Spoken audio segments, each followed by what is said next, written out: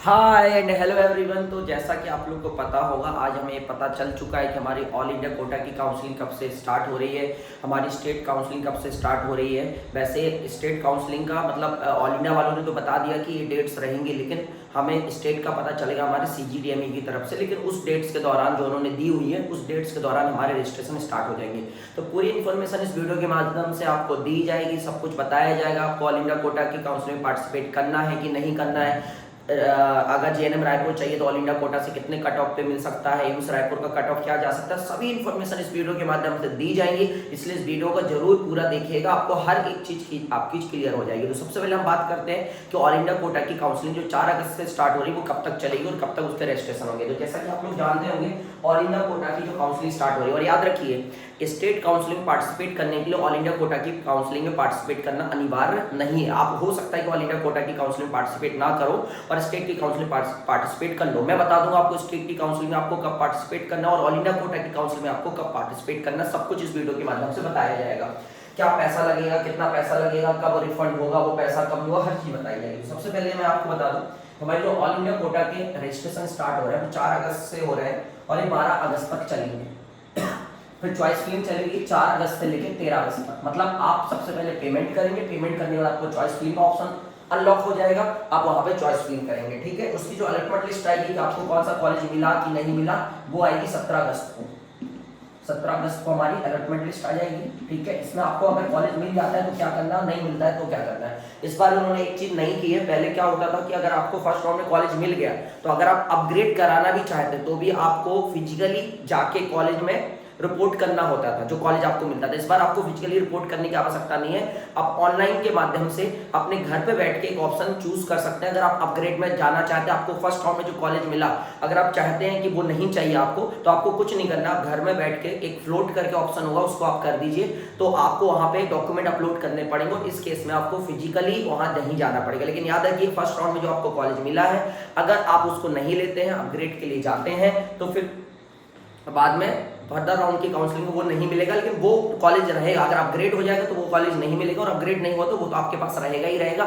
Second round में भी आप सेम चीज कर सकते हैं, आपको कॉलेज मिला, आपका मन नहीं है, आपको नहीं चाहिए, तो आप उसमें भी अपग्रेड में डाल सकते हैं घर में बैठ के। लेकिन आपको कुछ डॉक्यूमेंट अपलोड करने पड़ेंगे घर पे, और वो बहुत सही तरीके से डॉक्यूमेंट अपलोड होने चाहिए, क्योंकि अगर वो डॉक्यूमेंट सही तरीके से नहीं होंगे तो फिर आपको दिक्कत हो सकती है, सेकंड राउंड में आपको पार्टिसिपेट करने नहीं मिलेगा। तो कौन कौन से डॉक्यूमेंट है जो अपलोड करने होंगे उस पर भी हम बात करेंगे, हर चीज इस वीडियो के माध्यम से बताई जाएगी। ठीक है, तो 17 को आएगा अलॉटमेंट लिस्ट, और उसके बाद आपकी 18 और 22, अगर आपको अपने मन मुताबिक कॉलेज मिल गया, मान के लो किसी को एम्स दिल्ली मिल गया, तो वो तो अपग्रेड में जाएगा नहीं, तो वहां पे फ्रीज कर देगा। फ्रीज करने का मतलब ये है कि आप फर्दर राउंड में पार्टिसिपेट नहीं करना चाहते, आपको फर्स्ट राउंड में जो कॉलेज मिला उसमें जाके आपने एडमिशन ले लिया। ठीक है, तो 18 और 22 के बीच में जिसको कॉलेज लेना होगा वो जाएगा वहां पे, और जिसको अपग्रेड कराना होगा उसको जाने की जरूरत नहीं, वो घर में बैठ के अपग्रेड करवा सकता है। ठीक है, अगर आप फ्रीज कर देते हैं फर्स्ट राउंड में तो इसके बाद आप फर्दर राउंड में पार्टिसिपेट नहीं कर पाएंगे, और जो आपको कॉलेज मिला उसमें जाके आपको एडमिशन लेना, वो कॉलेज आपका हो जाएगा। ठीक है, इतना समझ में आया।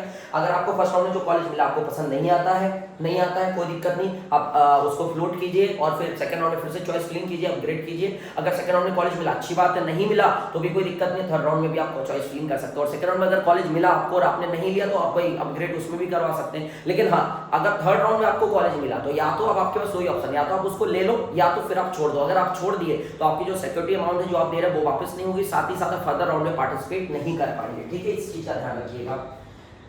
तो ये सब मैंने आपको बता दिया क्या कैसे होगा। ठीक है, और हमारे जो स्टेट के रजिस्ट्रेशन स्टार्ट होंगे वो हमारे 13 अगस्त से 22 अगस्त के बीच में कभी भी हो सकते हैं। मतलब मुझे लगता है कि 15 अगस्त के आसपास से हमारे रजिस्ट्रेशन स्टार्ट हो जाएंगे, और 15 से 22 तक हमारे रजिस्ट्रेशन चलेंगे, और 23-24 तक हमारी अलॉटमेंट लिस्ट आ जाएगी, और फिर 25 से लेकर 29 या 30 के बीच में आपको कॉलेज में एडमिशन लेना होगा। स्टेट काउंसलिंग के लिए मैं ऑलरेडी एक वीडियो बना चुका हूँ कि कैसे होती है, क्या होती है, कैसे अपग्रेड होता है, वो राउंड में बना चुका हूँ। देखिए दोनों के रूल्स अलग अलग हैं, इसलिए अच्छे से समझना पड़ेगा। तो आपको ऑल इंडिया कोटा की काउंसलिंग पर कब पार्टिसिपेट करना है पहले मैं आपको बता देता हूँ। तो अगर आपकी ऑल इंडिया रैंक, मैं ऑल इंडिया रैंक के आधार पर बता रहा हूँ, अगर आप अनरिजर्व के हैं और अगर आपकी ऑल इंडिया रैंक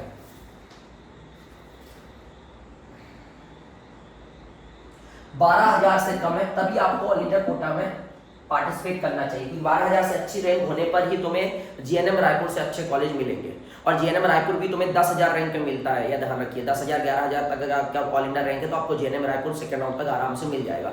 तो मैं ये बोलता हूँ कि अगर आपकी ऑल इंडिया रैंक 12,000 से कम है अनरिजर्व कैटेगरी में, तो आपको ऑल इंडिया कोटा की काउंसिल पार्टिसिपेट करना चाहिए। इसमें चांसेस हैं कि आपको जेएनएम रायपुर से अच्छा कॉलेज मिल सकता है, लाइक आपको जीएमसी भोपाल मिल सकता है, आपको इंदौर मिल सकता है, जबलपुर मिल सकता है। आप क्या कौन सा कॉलेज डालेंगे? हर स्टेट के टॉप के 3 कॉलेज डाल दो, वो तो जेएनएम रायपुर से अच्छे ही होंगे, अपनी स्टेट का तो टॉप का कॉलेज है। लेकिन अगर आप एमपी की बात करें तो टॉप 3 जो वहाँ के कॉलेज उनको आप चॉइस फिल्म में डाल दीजिए, और उत्तर प्रदेश के 3 टॉप कॉलेज को रायपुर चॉइस फिल्म में डाल दीजिए, पहले पूरे एम्स डाल दीजिए, है ना। जिस एम्स में नहीं जाना उसको मत डालिए। तो आप उस प्रकार से चॉइस फिलिंग कर सकते हो, उसका भी मैं एक वीडियो बना दूंगा। लेकिन अगर आपकी ऑल इंडिया रैंक 12,000 से ऊपर है, 15,000 है, 20,000 है, तो मैं तो आपको यही बोलूंगा कि भैया आप ऑल इंडिया कोटा की काउंसिल पार्टिसिपेट मत कीजिए, कोई मतलब नहीं निकलेगा, आपको जेएनएम रायपुर से अच्छा कॉलेज नहीं मिलेगा। इसमें आपको जेएनएम रायपुर भी मिल सकता है और इससे थोड़े बहुत अच्छे कॉलेज भी मिल सकते हैं इस रैंक पे, ठीक है। अच्छा, ईडब्ल्यूएस ओबीसी में अगर आपकी रैंक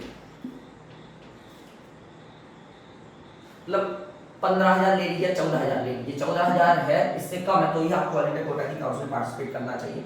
एससी में बात करूंगा कि अगर आपकी रैंक 65,000 ऑल इंडिया रैंक की बात कर रहे हैं, 65,000 रैंक से कम है तो आपको ऑल इंडिया कोटा की काउंसिल पार्टिसिपेट करना चाहिए, ठीक है। ऑल इंडिया काउंसिल में पार्टिसिपेट करना चाहिए। अगर हम एसटी की बात करें तो अगर आपकी 90,000 ऑल इंडिया रैंक से कम है तो आपको ऑल इंडिया कोटा की काउंसिल में पार्टिसिपेट करना चाहिए। अगर आपकी रैंक इससे ऊपर है तो आपको ऑल इंडिया कोटा की काउंसिल में पार्टिसिपेट नहीं करना चाहिए। आपको फिर स्टेट की काउंसिलिंग का इंतजार करना चाहिए और उसमें आपको पार्टिसिपेट करना चाहिए, ठीक है। ये चीजें क्लियर होगी। अब कुछ बच्चे बोल रहे थे कि सर हमें एम्स रायपुर कब तक मिल सकता है, तो एम्स रायपुर का मैं सेकंड राउंड का कट ऑफ बता रहा हूँ। थर्ड राउंड में एक आध सीट बच जाती है तो बहुत नीचे मार्क्स में मिल जाता है, लेकिन सेकंड राउंड ही फाइनल कट ऑफ मार्क्स होता है, तो मैं आपको बता देता हूँ। तो एम्स रायपुर की अगर हम बात करें तो मुझे ऐसा लगता है कि अगर आपकी ऑल इंडिया रैंक, अगर आप अनरिजर्व कैटेगरी और आपकी ऑल इंडिया रैंक 1200 से कम है तो आपको पहले राउंड या सेकंड राउंड में एम्स रायपुर मिल जाएगा। फिर अगर हम बात करें ईडब्ल्यूएस और ओबीसी की, तो अगर आपकी रैंक 2000 से कम है ऑल इंडिया तो आपको कॉलेज मिल जाएगा एम्स रायपुर। अगर हम एससी की बात करें और आपकी रैंक आपकी रैंक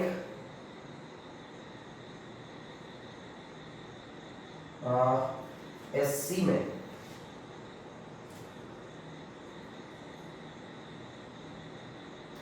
में बेटा मैं थोड़ी देर में बता रहा हूँ, मुझे लग रहा है मैंने यहाँ पे कुछ गलत लिखा हुआ है, एसटी का मैं थोड़ी देर में आपको बता दूंगा अगली वीडियो में, ठीक है।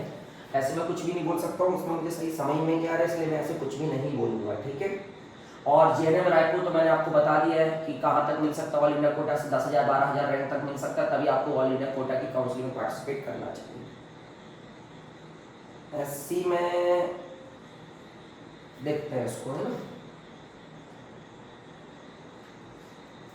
हाँ, एससी में यहाँ है, सॉरी 12,000 रैंक तक, और अगर एसटी में बात करें तो 30,000 रैंक तक, ठीक है। तो आपको जो मैंने पहले रैंक बताई कि ऑल इंडिया कोटा की काउंसिल पार्टिसिपेट करना चाहिए, हो सकता है उस रैंक में तुम्हें रायपुर भी ना मिले, रायपुर से नीचे का कॉलेज मिले, लेकिन कुछ बच्चों का रहता है कि मुझे छत्तीसगढ़ में नहीं पढ़ना, बाहर जाना है, हम रायपुर के से थोड़ा ठीक ठाक कॉलेज मतलब उसके लेवल का होगा तो कंप्रोमाइज कर लेंगे, तब आपको उस रैंक पे पार्टिसिपेट करना चाहिए जो मैंने आपको बताई है। और आपको क्या जानना है, और आपको ये जानना है फीस। तो देखो भैया 1,000 रुपये अभी आपको देने होंगे ऑल इंडिया कोटा की काउंसिल में, अगर पार्टिसिपेट करते हैं तो 1,000 रुपये आपको देने होंगे अगर आप अनरिजर्व कैटेगरी और ईडब्ल्यूएस कैटेगरी से हैं। और अगर आप रिजर्व कैटेगरी से लाइक ओबीसी हो गया, एससी हो गया, एसटी हो गया, पीडब्ल्यूडी हो गया, तो इसमें आपको 500 रुपये देना होगा। ये नॉन रिफंडेबल होता है, वापस नहीं होगा। और जो सिक्योरिटी डिपॉजिट होता है अनरिजर्व और ईडब्ल्यूएस के लिए 10,000 रुपये का होता है, मतलब आपको टोटल 11,000 रुपये देने हैं, लेकिन ये 10,000 रुपये वापस हो जाएंगे। 10,000 रुपये वापस बस एक कंडीशन पे नहीं होंगे कि आपको थर्ड राउंड में कॉलेज मिला और आपने कॉलेज नहीं लिया, तब ये वापस नहीं होंगे। आप कब तक सीट को छोड़ सकते हैं, तो आप थर्ड राउंड तक सीट को छोड़ सकते हैं और अपनी स्टेट की काउंसिल पार्टिसिपेट कर सकते हैं, कोई दिक्कत नहीं है। तो आप ऑल इंडिया में सेकंड थर्ड राउंड तक देख सकते हैं, और स्टेट की काउंसिल में आप कब तक सीट को छोड़ सकते हैं वो भी मैं आपको बताऊंगा आराम से, जब मैं स्टेट काउंसिलिंग के रूल्स एंड रेगुलेशंस बताऊंगा आपको तो वहां पे बता दूंगा, ठीक है। और अगर आप रिजर्व कैटेगरी के तो आपको सिक्योरिटी डिपॉजिट के रूप में 5,000 रुपये देने होंगे। अगर आप डीम्ड यूनिवर्सिटी की काउंसिल में पार्टिसिपेट करना चाहते हैं तो रजिस्ट्रेशन के तौर पर आपको 5,000 रुपये देने होंगे और सिक्योरिटी के नाम पर आपको 2 लाख रुपए देने होंगे इररिस्पेक्टिव ऑफ योर कैटेगरी, तो वहां पे आपको 2,05,000 रुपए देने होंगे। तो यही सभी इन्फॉर्मेशन मुझे इस वीडियो के माध्यम से दे दी। आई होप आपको चीजें क्लियर हुई होंगी, और अगर अभी भी आपको कोई डाउट रहता है तो आप कमेंट करिएगा, उसका रिप्लाई करने की पूरी कोशिश की जाएगी। तो मिलते हैं कभी किसी और दिन किसी अन्य वीडियो के साथ, जब तक ना ख्याल रखिएगा।